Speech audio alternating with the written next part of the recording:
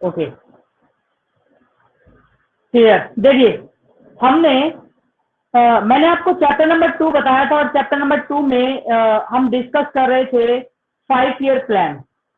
Indian economy के अंदर जो प्लानिंग कमीशन था उसने हमारी इकोनॉमी को 5 ईयर प्लान के अकॉर्डिंग 5 ईयर प्लान के बिहाफ पे इकोनॉमी को डेवलप करने का, इकोनॉमी को ग्रो करने का, इकोनॉमी को काफी इम्प्रूव करने के लिए 5 ईयर प्लान लेकर आए थे ये लोग। अब इन्होंने जो 5 ईयर प्लान बनाए थे, सबसे पहला इनका जो प्लान आया था, देखो मैं 1 बाय 1 सारे के सारे प्लान डिस्कस कर दे रहा हूँ, रफली करूंगा क्योंकि मैं पहले बता चुका हूँ आप लोगों को, तो ध्यान रखना। सबसे पहला प्लान हमारा जो आया था, प्लान नंबर 1, ध्यान से सुनना बेटा, मैं किसी भी बच्चे से पूछ सकता हूँ, किसी भी बच्चे से पूछ सकता हूँ, हरिओम हो, चाहे तो दीक्षा हो, चाहे तो हिमांशी हो, चाहे तो जीतू कुमार हो, कोई भी बच्चा हो, चाहे पूजा को, कोई भी हो,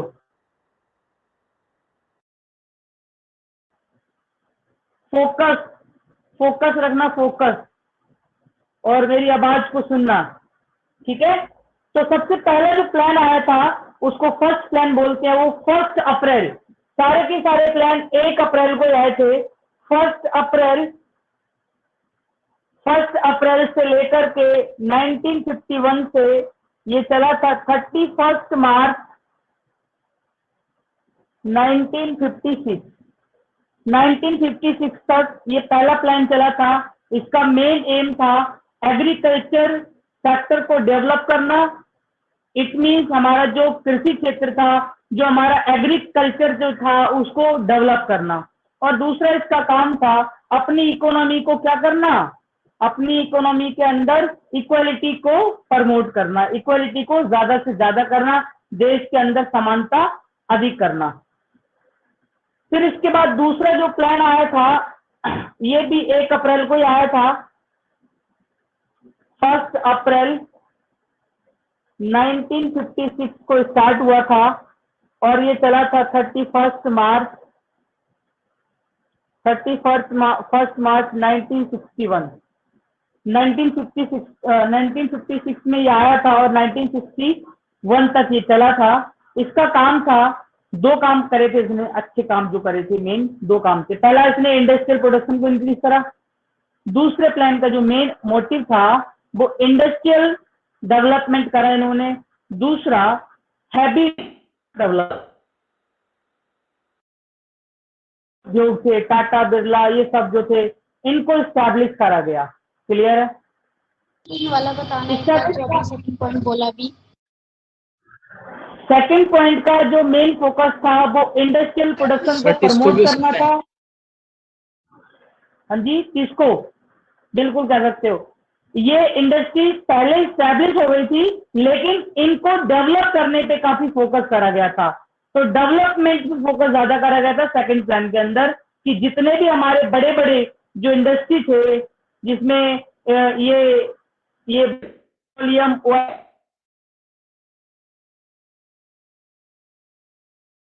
ये रिलायंस ग्रुप आता है, ये सारी की सारी जो कंपनीज हैं, इनको डेवलप करने पे ज्यादा फोकस करा गया था सेकंड प्लान के अंदर। क्लियर है? इसके बाद प्लान नंबर 3 आया था। प्लान नंबर हमारा 3 जो चला था, ये भी हमारा 1 अप्रैल में आया था। 1 अप्रैल 1961 में आया था और ये चला था 31 मार्च 1966, 31 मार्च 1966। इसका काम था इंडिया को सेल्फ सफिशिएंट बनाना, इंडियन इकोनॉमी को क्या करना, सेल्फ सफिशिएंट बनाना, एम्प्लॉयमेंट अपॉर्चुनिटीज को जनरेट करना। सेल्फ सफिशिएंसी बढ़ाना था, एम्प्लॉयमेंट को जनरेट करना था और इनइक्वालिटी को रिड्यूस करना था, इनइक्वालिटी को रिड्यूस करना था। तो 3 काम करे थे इन्होंने। पहला, सेल्फ सफिशिएंट इन food grain production, employment opportunity generation. Number 3, inequality को रिड्यूस करना। इसका मतलब यह है असमानता को कम करना, देश को खाद्य पदार्थों में आत्मनिर्भर बनाना। तीसरा जो था वो रोजगार के अवसर ज्यादा से ज्यादा क्रिएट करना। क्लियर है? इसके बाद हमारी इकोनॉमी के अंदर 3 year annual 3 year annual plan आया था और ये आया था 1966 से लेकर के 1969 में 9 तक रहा था। 3 साल तक ये रहा था, 3 ईयर प्लान था। ये हमने इसका वैसे कोई मोटिव नहीं था, लेकिन अगर पेपर में आपसे मोटिव पूछ लेता है तो सीधा सिंपल सा फंडा आपको बोलना है, सेल्फ सफिशिएंसी, एम्प्लॉयमेंट जनरेशन और इनइक्वालिटी को रिड्यूस करने पे ज्यादा फोकस किया गया था। क्लियर है? इसके बाद प्लान नंबर 4 जो आया था 1 अप्रैल को स्टार्ट हुआ था। 1 अप्रैल 1969 से लेकर के ये हमारा चला था 31 मार्च 1974। फोर्थ प्लान जो था 1 अप्रैल 1969 से स्टार्ट हुआ था और ये चला था 31 मार्च 1964 तक चला था। इसके 2 काम थे। पहला तो प्राइस स्टेबिलिटी काम था इसका। प्राइस को क्या रखना? स्टेबल रखना, मतलब प्राइस लेवल को फिक्स रखना है, कीमतों में कोई चेंज ना आए, बहुत ज्यादा उछाल ना आए, ठीक है, अप डाउन ना हो, बहुत ज्यादा अप डाउन ना हो। क्लियर है? और दूसरा था इसका जो मेन मोटिव था वो accelerate growth process, GDP growth को इंप्रूव करना था, इंक्रीज करना था जीडीपी ग्रोथ को। ठीक है। इसके बाद जो 5th प्लान आया था, प्लान नंबर 5 भी हमारा 1 अप्रैल को ही आया था। 1 अप्रैल 1974 से लेके 31 मार्च 79 तक ये रहा था। जो 5th प्लान था 1 अप्रैल में आया था, 1 अप्रैल 1974 में आया था और ये 1979 तक चला था। इसका काम था quality of life, quality of life कह सकते हो, या फिर जो लिविंग स्टैंडर्ड था, जीवन जीने का जो स्टेटस था, जीवन जीने की जो गुणवत्ता थी, जीवन जीने का जो स्टेटस था, या क्वालिटी ऑफ लाइफ हमारा जो था, हम किस तरीके का अपना लाइफ सर्वाइव कर रहे हैं, इसको ज्यादा से ज्यादा स्टैंडर्ड करना, मतलब हमारे देश के अंदर लिविंग स्टैंडर्ड को इंप्रूव करने पे ज्यादा फोकस किया गया था। इसके बाद यहाँ पर 1 ईयर प्लान आया था, एक वन एनुअल प्लान, यह आया था 1979 में स्टार्ट हो गया था। 1 अप्रैल 1979 को शुरू हुआ था, 31 मार्च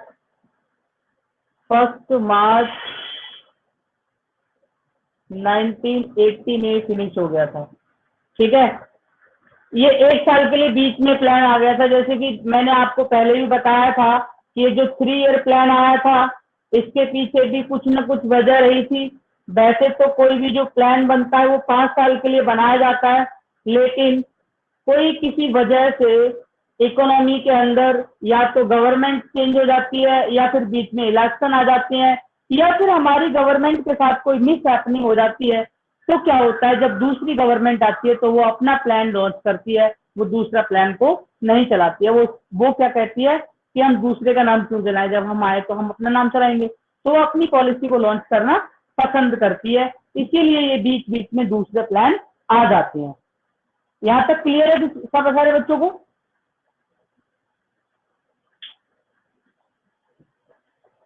हाँ जी, यादव जी,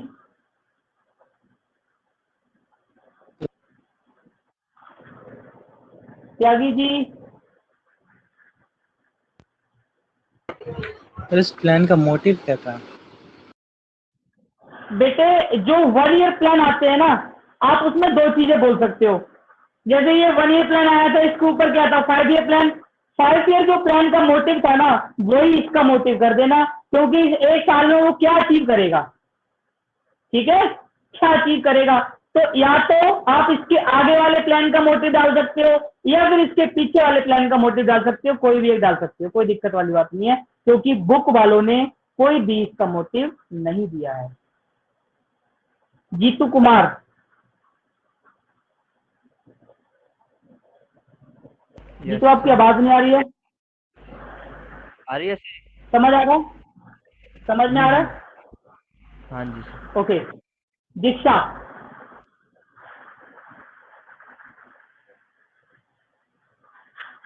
दीक्षा, पूजा कुमारी, पूजा कुमारी, जी सर। बेटा ये बताओ, जो हमारा 5वां प्लान था, 5th प्लान का एम क्या था, क्या उद्देश्य था इसका? Okay okay okay, good, very good. चलो जी, इसके बाद चलते हैं हम अपने 6th प्लान की तरफ चलते हैं। 6th प्लान हमारा क्या है, ठीक है? 6th प्लान क्या था, हम इसकी तरफ चलेंगे। 6th प्लान, तो देखिए 6th प्लान हमारा जो था, हम प्लान नंबर 6 यहाँ पर लिख देता हूं मैं, 6th प्लान, 6 नंबर डाल देता हूं वैसे ही।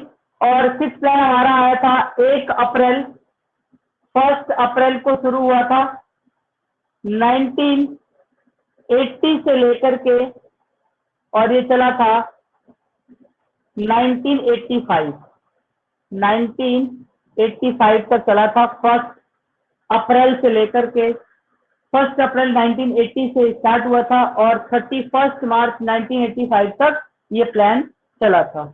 यहाँ तक क्लियर है? Yes sir. ओके, तो ये जो इसका एम था, इसका मेन एम था, 6 प्लान का जो मेन एम था, पॉवर्टी को रिमूव करना था। पॉवर्टी रिमूव था, रिड्यूस पॉवर्टी, रिड्यूस इनइक्वालिटी, और अपने इंफ्रास्ट्रक्चर को डेवलप करना था। मतलब पहला इनका काम पॉवर्टी कम करना था, दूसरा इनका काम इनइक्वालिटी कम करना था, और तीसरा इनका काम हमारे देश के अंदर जो इंफ्रास्ट्रक्चर है इसको डेवलप करने का इनका मेन मोटिव रहा था। ठीक है बेटा? Yes sir. यहाँ तक कोई डाउट है तो बताओ। 6 प्लान में कोई डाउट हो तो नो पूछ सर। लो। इसके बाद 7th प्लान आया था।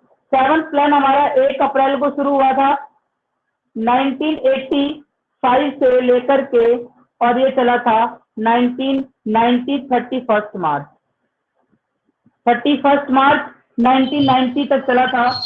इसका जो मेन एम था, 7th प्लान का जो एम था, यहाँ पर इंप्लॉयमेंट पे फोकस करा था इन्होंने दोबारा से, इंप्लॉयमेंट पे फोकस करा था इन्होंने, ज्यादा इंप्लॉयमेंट को इंक्रीज करा था।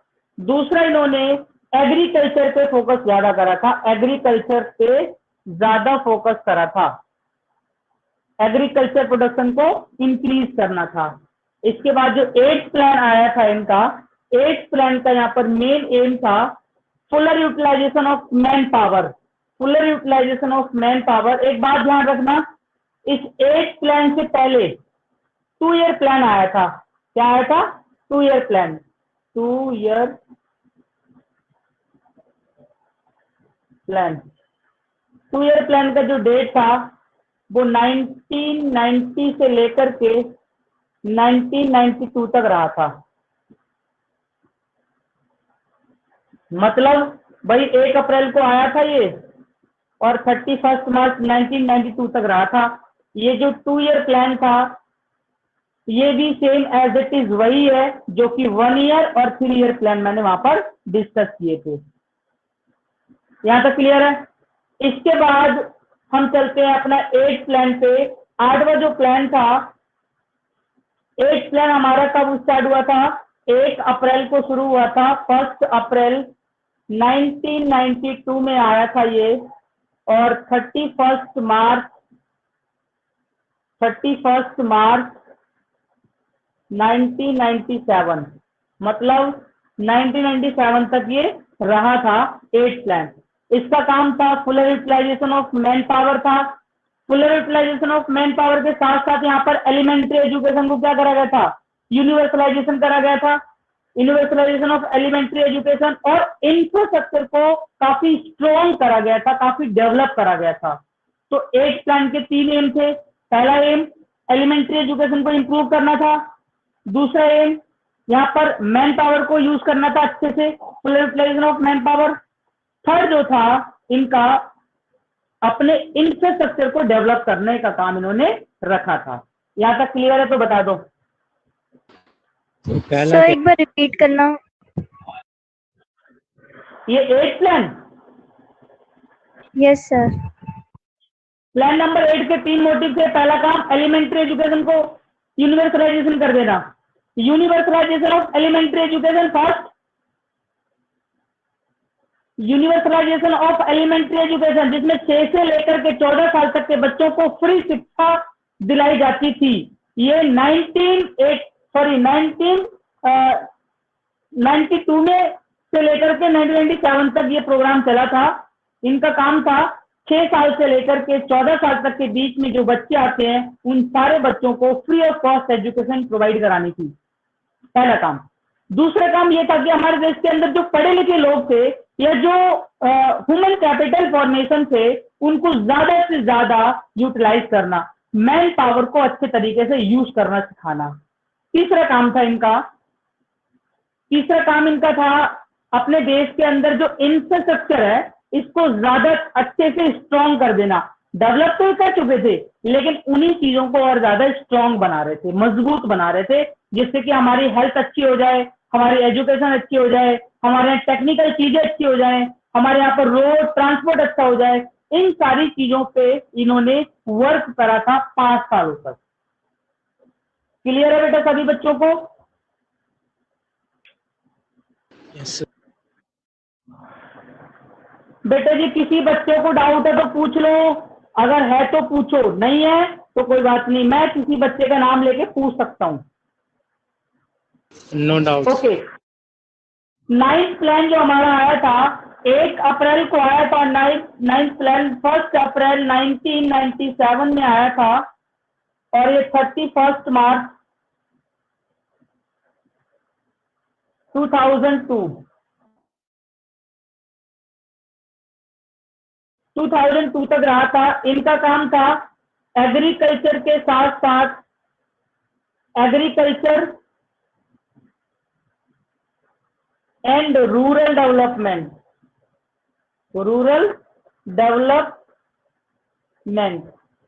इन्होंने एग्रीकल्चर के साथ साथ अपने देश में रूरल डेवलपमेंट पे बहुत ज्यादा फोकस करा था। हमारा जो रूरल एरिया था, जो विलेज एरिया था, उसको डेवलप करने पे फोकस ज्यादा से ज्यादा किया था। इसके साथ साथ इन्होंने जीडीपी को इंक्रीज करने में फोकस करा था with price stability, with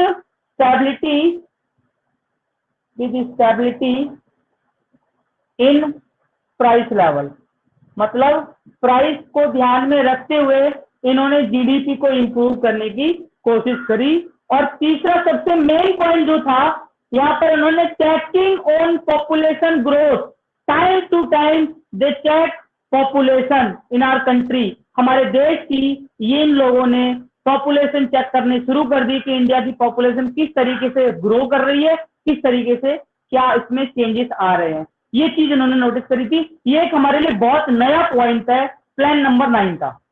clear है? इसके बाद है प्लान नंबर 10। 10 प्लान जो आया था हमारा 1 अप्रैल में शुरू हुआ था। 1 अप्रैल 2002 से लेकर के 31 मार्च। बेटा please mute yourself. Diksha please mute. Okay, 31 मार्च 2007 तक ये रहा था प्लान। ठीक है, 1 अप्रैल 2002 से लेकर के 31 मार्च 2007 तक ये प्रोग्राम लॉन्च किया गया था, रहा था 2007 तक। क्लियर है? 2007 तक ये प्रोग्राम रहा था। अब इनका मेन एम क्या था? प्लान नंबर जो 10 था, 10 प्लान में इनका काम था, दोबारा से फिर इन्होंने क्या करा, इंप्रूविंग क्वालिटी ऑफ लाइफ, लोगों की जो क्वालिटी ऑफ लाइफ थी उसको इन्होंने चेक करा। ऊपर से इन्होंने ये देखा quality of life through better health facility, better education facility, better transport facility. मतलब ये है कि सारी की सारी अच्छी फैसिलिटीज प्रोवाइड करके इनकी क्वालिटी ऑफ लाइफ को क्या कर सकते हैं, हम इंप्रूव कर सकते हैं। लोगों को ज्यादा सुविधाएं प्रदान करके उनकी जीवन जीने की जो गुणवत्ता है उसको अच्छा बना सकते हैं हम लोग। इस बात पे इन्होंने फोकस करा था। कर दो, आपकी आवाज ब्रेक हो रही थी। प्लान नंबर जो 10 है, प्लान नंबर 10 का जो मेन काम था वो ये था, लोगों की क्वालिटी ऑफ लाइफ को इम्प्रूव करना, लोगों की जीवन जीने की जो गुणवत्ता है उसको अच्छा बनाना। किसके through? Through better health, better education facility, better health facility, better transport facility, इन सारी की सारी फैसिलिटीज के थ्रू अपने देश के लोगों की जो क्वालिटी ऑफ लाइफ है उसको बेटर बनाने का काम इन्होंने किया था। इससे यहां तक क्लियर है बेटा? Yes plan number 11, plan number 11 में यहाँ पर एक गोला बना देता हूँ, उसमें लिख देता हूँ प्लान नंबर 11 जो प्लान आया था हमारा, इसका काम था, ये आया था आपका 1 अप्रैल को शुरू हुआ था, 1 अप्रैल 2007 में आ गया था और ये चला था 31 मार्च 2012। ठीक है, 1 अप्रैल 2007 में आया था और 31 मार्च 2012 तक चला था। यहाँ पर था, इसका जो मेन एम था टू कवर मल्टीपल टारगेट, इसका काम था टू कवर मल्टीपल टारगेट, मतलब इस प्लान का मेन मोटिव था देश के बहुत सारे टारगेटों को पूरा करना, जिसके अंदर देखो रूरल एरिया को डेवलप करने के साथ साथ एग्रीकल्चर डेवलप हो जाए, एजुकेशन अच्छी होने के साथ साथ हेल्थ फैसिलिटी अच्छी हो जाए, ट्रांसपोर्ट फैसिलिटी अच्छी हो जाए, लोगों की क्वालिटी ऑफ लाइफ अच्छा हो जाए, जीडीपी इंक्रीज हो जाए, क्वालिटी ऑफ लाइफ जो है अच्छा हो जाए, इसके थ्रू जो इन्फ्लेशन है, महंगाई है, वो कंट्रोल में आ जाए, प्रोडक्शन ज्यादा से ज्यादा हो जाए, हम सेल्फ सफिशिएंट हो जाए, इस चीज पे ज्यादा फोकस करा गया था। ये जो प्लान नंबर 11 था, 12 प्लान नंबर जो 11 था, यहाँ पर मल्टीपल टारगेट पूरे करे गए थे, मल्टीपल टारगेट।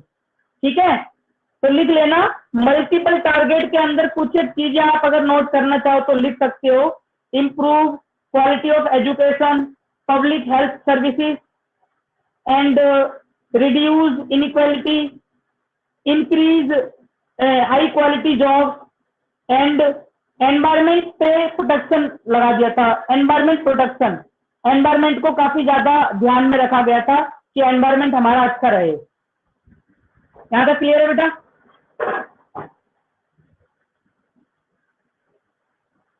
बेटा कोई डाउट है तो पूछो।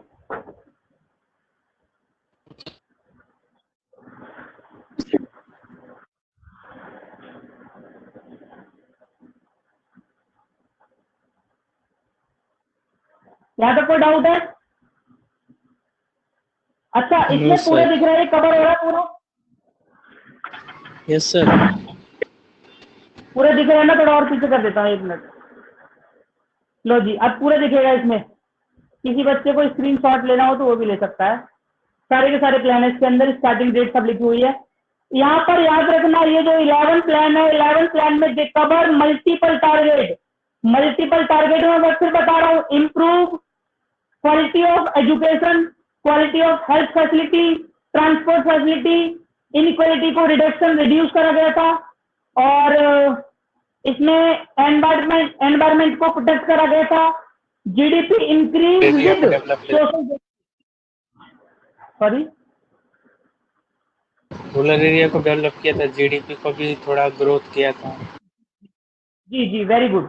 ठीक है, इसके बाद जो लास्ट प्लान हमारा 12th प्लान है, प्लान नंबर 12।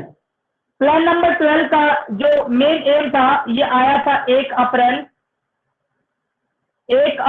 2012 से लेकर के ये चला था 31 मार्च 2017 तक। इनका काम था फास्टर जीडीपी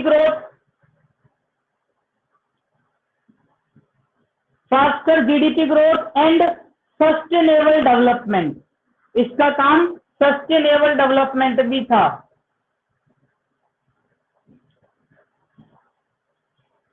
सस्टेनेबल डेवलपमेंट, बेटे सस्टेनेबल डेवलपमेंट सारे बच्चे जानते हैं, अगर नहीं जानते हो तो इसका मीनिंग पूछ लो, मैं इसका मीनिंग बता देता हूँ आपको। सस्टेनेबल डेवलपमेंट में वही है ना, रिसोर्सेज को हम बचा के रखे कि आगे पीढ़ियों को कोई हाँ जी, प्रॉब्लम ना हो। जितने भी हमारे नेचुरल रिसोर्सेज हैं इनका एक्सप्लोइटेशन कम से कम करा जाए, इनको बचा करके फ्यूचर में रखा जाए, और हम ज्यादा से ज्यादा इनको रिसाइकल करने का ज्यादा से ज्यादा प्रोसेस करें, और हमारा जो एनवायरमेंट है वो पोल्यूशन ना हो ज्यादा से ज्यादा। हाँ, वो गुड क्वालिटी वाला इन्वायरमेंट है। यहाँ तक क्लियर है? Yes sir. इसके बाद ये मैं सारा इरेज कर देता हूँ, रफ कर देता हूँ, और हम अगला टॉपिक अपना पढ़ते हैं। इसके अचीवमेंट और इसके सर एक फेलियर्स क्वेश्चन क्या है, थे। हाँ जी, पूछो। सिर्फ 5 ईयर प्लान अभी भी चल रहा है क्या? हाँ जी, अभी भी चल रहा है। अभी हमारा 13 प्लान चल रहा है। 2017 से 2022 तक ये। हाँ जी, हाँ जी, हाँ जी, 13 प्लान का एम है। वैसे तो 13 प्लान जब हमारा स्टार्ट हुआ था, ये लॉन्च किया गया था 1 अप्रैल 2017 में, तो इसका एम रखा गया था faster GDP growth. GDP growth के साथ साथ अपने देश के अंदर सेल्फ सफिशिएंसी, आत्मनिर्भर बनो, लोकल है ना, लोकल लोकल को फॉर वोकल वोकल बनाओ। वाला।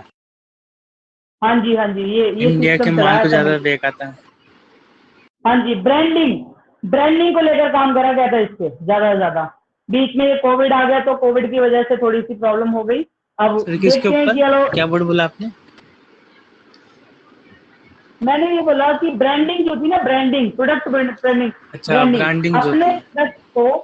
अपने प्रोडक्ट को ब्रांडेड बनाओ। लोकल ही ब्रांडेड होता है हाई जब लेवल में। मार्केट में बहुत ज्यादा पहुंच जाता है, तब वही कंपनी बन जाती है। आप लोग चिप्स खाते हो? Chips sir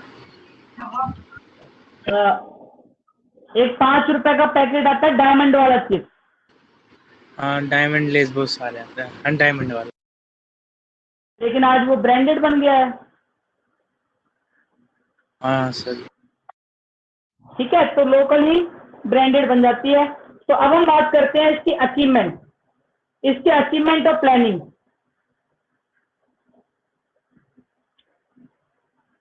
achievement of planning, achievement of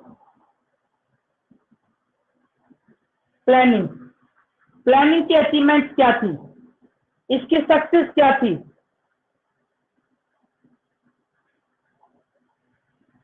इसकी सक्सेस क्या थी, सक्सेस या फिर अचीवमेंट ऑफ प्लानिंग। ठीक है जी। अब देखिए, सबसे पहले तो हम याद करते हैं जीडीपी अपना। ग्रोथ। देखो जी, इसका जो टारगेट था 5 ईयर प्लान में, हमने लॉन्ग टर्म ऑब्जेक्टिव पढ़े थे। लॉन्ग टर्म ऑब्जेक्टिव में हमने ये बात जानी थी कि जीडीपी को क्या करा जाए, इंप्रूव करा जाए। ठीक है, तो ये टारगेट कितना अचीव हुआ? अचीव तो हुआ, लेकिन बहुत सफिशिएंट नहीं रहा। ठीक है, पहला है इंक्रीज इन नेशनल इनकम। देखो जी, नेशनल इनकम इंक्रीज हुआ, लेकिन ये बहुत ज्यादा सफिशिएंट इंक्रीमेंट नहीं हुआ इसमें। पहले के मुकाबले, पहले के कंपैरिजन में आज की नेशनल इनकम काफी ज्यादा इंक्रीज हुई है, लेकिन आज की पॉपुलेशन के अकॉर्डिंग अगर हम देखें ना, तो इसमें बहुत ही माइनर चेंज आया है, बहुत ज्यादा इंक्रीमेंट नहीं हो पाया। ठीक है, तो अचीवमेंट तो था ये, लेकिन बहुत सफिशिएंट नहीं था। क्लियर है? बोलो। Yes sir.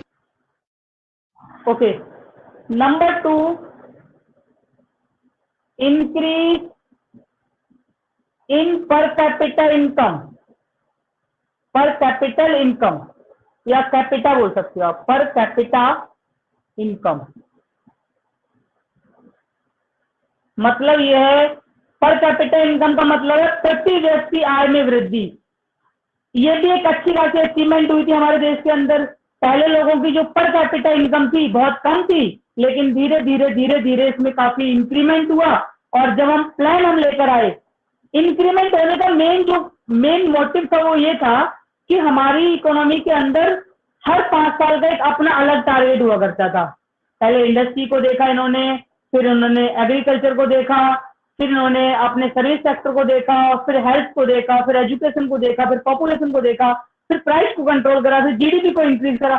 मतलब इन्होंने मैनी टारगेट डिसाइड करे थे कवर करने के, तो इन्होंने काफी सारी अचीवमेंट भी कर रखी थी। तो इसमें यह पर कैपिटा इनकम इंक्रीज हो गई। पर कैपिटा इनकम का मतलब होता है प्रत्येक व्यक्ति की इनकम जो थी ना वो इंक्रीज हो गई, और जब प्रत्येक व्यक्ति की इनकम इंक्रीज होगी तो सोसाइटी के अंदर, देश के अंदर नेशनल इनकम इंक्रीज हो जाएगी ऑटोमेटिक।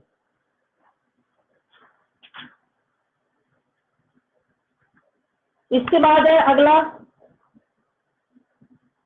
राइज इन इन्वेस्टमेंट या सेविंग एंड इन्वेस्टमेंट। देखो जी, सेविंग और इन्वेस्टमेंट का रेट भी काफी इंप्रूव हुआ पहले से। क्यों हुआ, इसके पीछे क्या रीजन था? देखो जी, सेविंग और इन्वेस्टमेंट का जो पोर्शन इंक्रीज हुआ, ये इसके पीछे काफी वजह थी। हमारी इकोनॉमी के अंदर 1991 से पहले अगर मैं देखूं, 1991 1991 ये इस दौरान क्या था, इससे पहले और इसके बाद का पीरियड और इसके बाद का पीरियड ये पूरा डिफरेंट है। 1951 से लेकर अगर मैं बात करूं 1991 तक, और 1991 से अगर मैं बात करूं 2011 तक, ये 2 स्टेज में थे।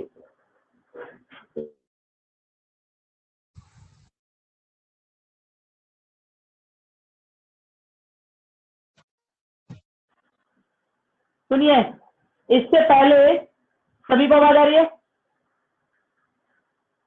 Yes sir. सुनो, 1991 से पहले क्या होता था, गवर्नमेंट का ज्यादातर रोल रहता था। गवर्नमेंट का जो प्राइमरी रोल होता था, तो जो प्राइवेट इन्वेस्टर थे ना बहुत अच्छे से इन्वेस्ट नहीं कर पाते थे। क्यों? क्योंकि उनको रिटर्न नहीं मिलते थे। जब उनको रिटर्न नहीं मिलेंगे तो वो इन्वेस्ट नहीं करेंगे। तो सिंपल सी बात है, 1991 से पहले बहुत ज्यादा इन्वेस्टमेंट के ऑप्शन इंक्रीज नहीं हुए थे क्योंकि प्राइवेटाइजेशन बहुत कम था। 1991 में हमारी इकोनॉमी के अंदर एलपीजी की पॉलिसी आई थी। एलपीजी, एल मतलब लिबरलाइजेशन, पी मतलब प्राइवेटाइजेशन और जी मतलब ग्लोबलाइजेशन। इसको हम आगे पढ़ेंगे, अभी मैं ज्यादा इसके बारे में डिस्क्राइब नहीं करूंगा। इसका मतलब ये था, ये हमारी इकोनॉमी के अंदर 1991 में रिफॉर्म्स आए थे। रिफॉर्म्स के बाद काफी कुछ बदलाव हुआ, जो पाबंदियां लगी थी, इंडस्ट्रियल रिफॉर्म। हाँ जी, economic reforms, not industrial reforms. ये इकोनॉमिक रिफॉर्म्स थे, इसने पूरी की पूरी इकोनॉमी चेंज कर दी थी हमारी। ठीक है, इकोनॉमिक रिफॉर्म्स में क्या हुआ था, जो पहले पाबंदियां लगी हुई थी, जो पहले बैरियर्स लगे हुए थे, जो पहले रिस्ट्रिक्शन लगी हुई थी, उन सारी रिस्ट्रिक्शंस को हटा दिया गया। जो गवर्नमेंट का रोल था, गवर्नमेंट का रोल पूरा की पूरा चेंज करके प्राइवेटाइज की तरफ लेकर आए, कुछ चीजों को छोड़कर। पहले हमारी इकोनॉमी किससे काम करती थी? पहले हमारी इकोनॉमी पूरे डोमेस्टिक लेवल पे काम करती थी, लेकिन बाद में हमने इसे ग्लोबलाइज करा, पूरे देश के लेवल पे काम करना इसे सिखाया। ठीक है, तो काफी कुछ चेंज हुआ। उसके बाद हमारी सेविंग और इन्वेस्टमेंट रेट जो थी वो इंप्रूव हुई।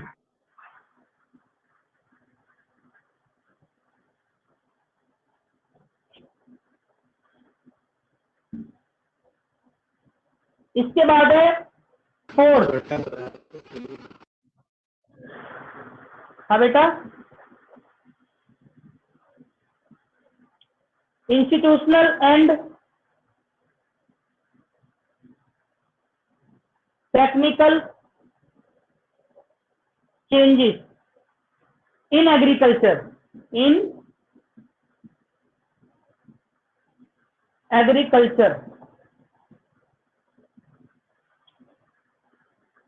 ठीक है, इन एग्रीकल्चर। देखो जी, इंस्टीट्यूशनल और टेक्निकल चेंज हमारी एग्रीकल्चर का पूरा की पूरा वे ऑफ ऑपरेटिंग, मतलब जो खेती करने का तरीका था पूरा की पूरा बदल चुका था। पहले हम क्या करते थे, सबसिस्टेंसिंग फार्मिंग करते थे। सबसिस्टेंस फार्मिंग मतलब ओनली लिवलीहुड फार्मिंग करते थे, सिर्फ जीवन जीने के लिए खेती करते थे। लेकिन हमने कोई मार्केट पर्पज से क्रॉप खेती करना शुरू नहीं किया। ठीक है, 1 मिनट रुको, जरा पानी पी लो। आवाज टकरा।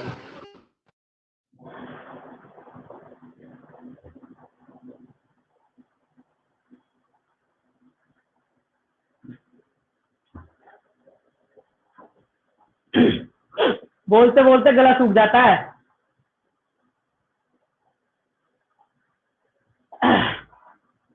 ओके, तो देखिए एग्रीकल्चर सेक्टर में इंस्टीट्यूशनल और टेक्निकल चेंजेस आए, मतलब खेती करने का तरीका बदल गया। पहले हम लोग क्या करते थे, मैन पावर और कैटल पावर के थ्रू क्रॉप किया करते थे। कल्टीवेट करने के लिए हम वो हाथ से जोतने वाला हल का इस्तेमाल करते थे और वो बैल का इस्तेमाल करते थे। लेकिन आजकल क्या हो गया, टेक्नोलॉजी चेंज हो गई, तो मशीनें आ गई कल्टीवेट करने के लिए, ट्रैक्टर आ गए, हार्वेस्टर आ गए। इसके बाद है 5वां number, growth and diversification of industry. Growth and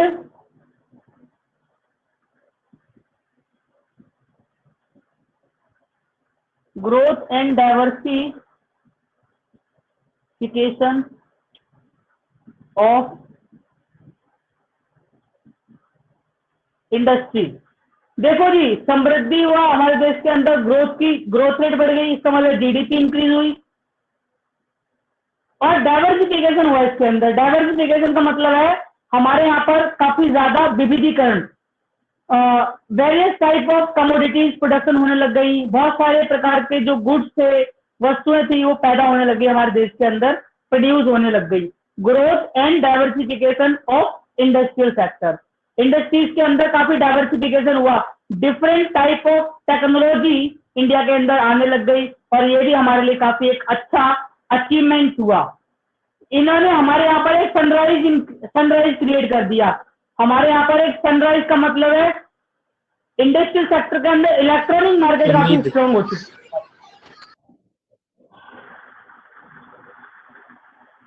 और इसके साथ साथ हमारा जब इंडस्ट्रियल, हाँ जी बेटा, बोलो बोलो बोलो। सर एक बार रिपीट करना ये वाला पॉइंट जो आपने समझाया। नाम बताओ, कौन बोल रहे हो आप? हिमांशी। ओके, 1 मिनट करता हूँ।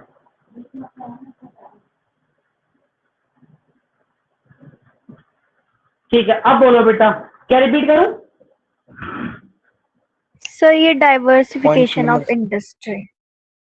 देखो जी, डाइवर्सिफिकेशन ऑफ इंडस्ट्री का मतलब ये है कि इंडस्ट्रियल सेक्टर के अंदर ना different kind of technology origin हो चुकी थी।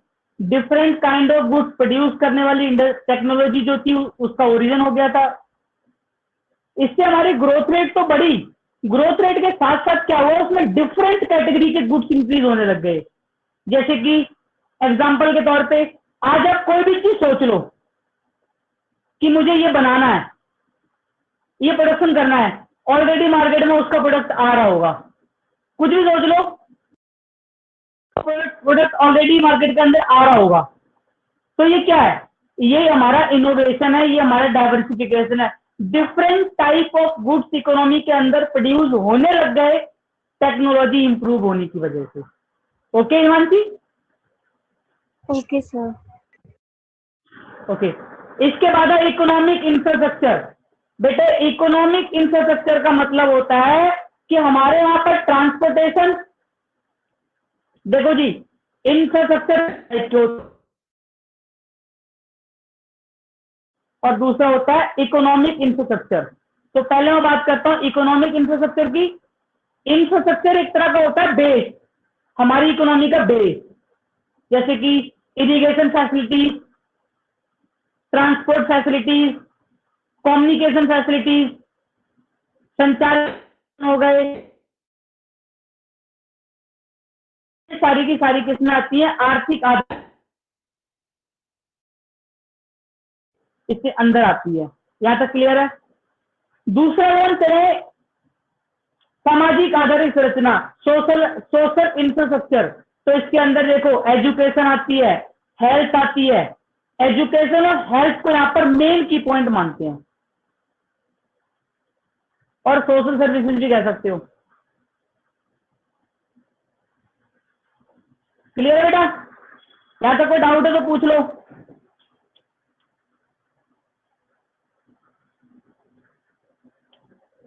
देखो जी, सोशल इंफ्रास्ट्रक्चर जो हमारा अच्छा हुआ था, इकोनॉमिक इंफ्रास्ट्रक्चर के साथ साथ सोशल इंफ्रास्ट्रक्चर भी अच्छा हुआ था। तो सोशल इंफ्रास्ट्रक्चर अच्छा होने से क्या हुआ, इकोनॉमी के अंदर डेथ रेट कम हो गई थी, क्योंकि एजुकेशन अच्छी हो गई और हेल्थ अच्छी हो गई, तो डेथ रेट ऑटोमेटिकली रिड्यूस हो जाएगी।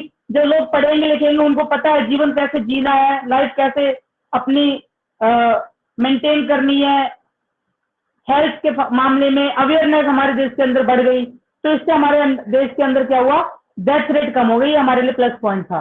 और ये सारी की सारी हमारी अचीवमेंट है। क्लियर है? इसके बाद है अगला पॉइंट जो है एम्प्लॉयमेंट, 7 नंबर एम्प्लॉयमेंट।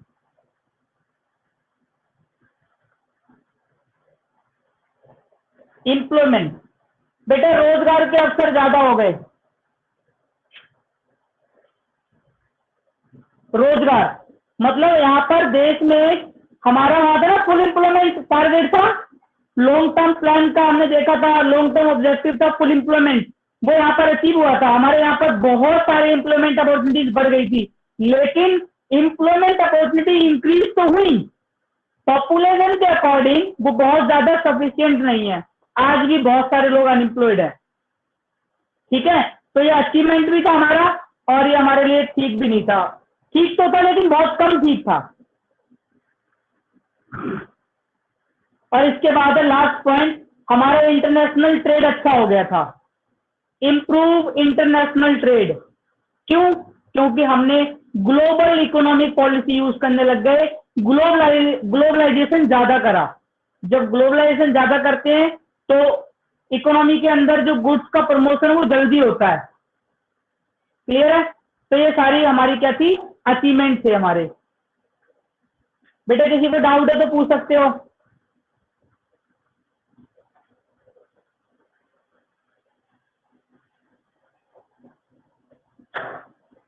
हाँ जी, Diksha, Diksha are you here?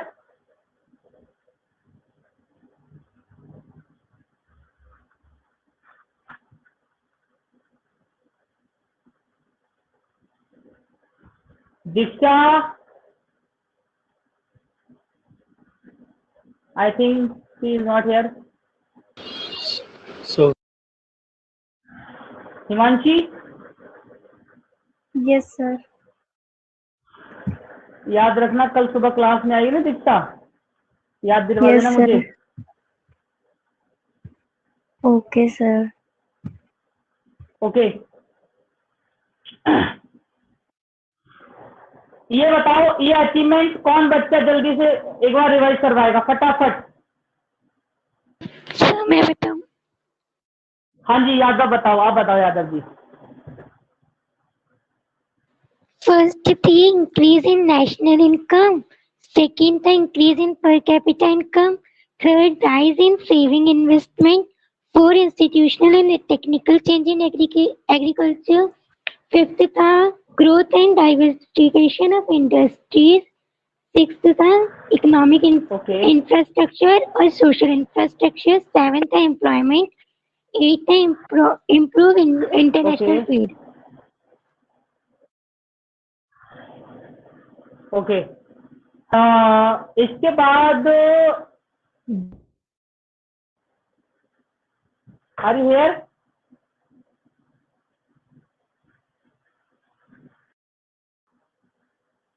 I think he is not here. Okay, Himanshi, Yes, sir. Himanshi, can you explain point number 5? Sir, yes, sir. Okay, start. Sir इसमें मतलब कि अच्छे अच्छे प्रोडक्ट बन रहे थे और हमारी जो ग्रोथ हो रही थी इंडस्ट्री सेक्टर में ग्रोथ हो रही थी और मतलब कि नई नई प्रोडक्ट ऑलरेडी उसमें बन के आ रहे थे।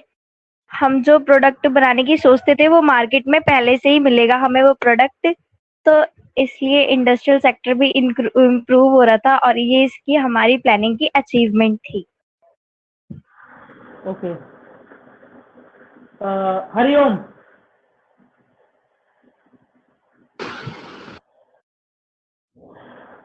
हरिओम। Yes sir. बेटा, can you explain point number 3? Point number 3। Rising sir, इसमें क्या हमारी सेविंग्स और इसमें इन्वेस्टमेंट ही बढ़े थे। इसके कैसे? अंदर वो सरकार के पास जो भी रिटर्न आ रहा था वो इन्वेस्ट कर जा रही थी।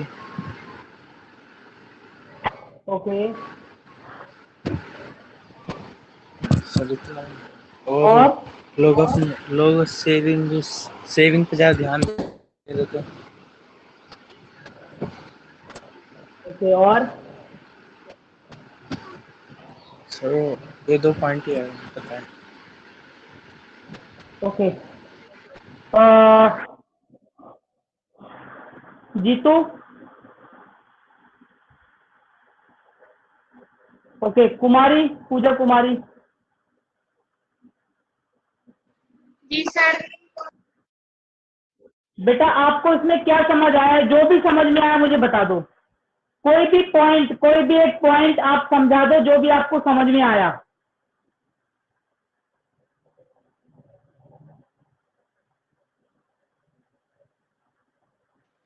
सर फर्स्ट में तो नेशनल इनकम इंक्रीज हुई थी और ओके। सेकेंड में मतलब प्रत्येक व्यक्ति की आय बढ़ी थी, मतलब आय ओके। विस्तार हुआ था।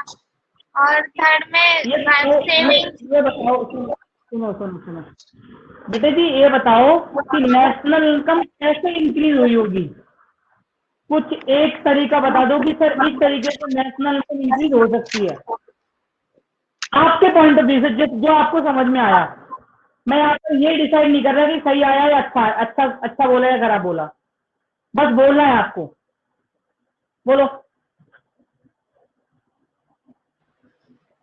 सर नेशनल इनकम इंडस्ट्रियलाइजेशन हुई, उससे भी इंक्रीज हुई होगी। Okay, very good. और प्रोडक्ट्स बने थे, मतलब